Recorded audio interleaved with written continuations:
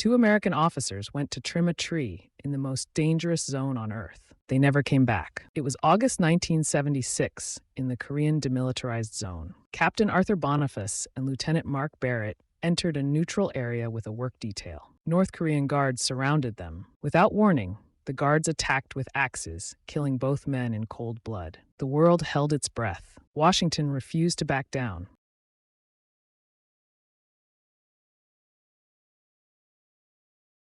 They cut down the tree while North Korean troops watched in total silence, completely overwhelmed by the sheer display of force. Sometimes the only way to survive a monster is to become a bigger one.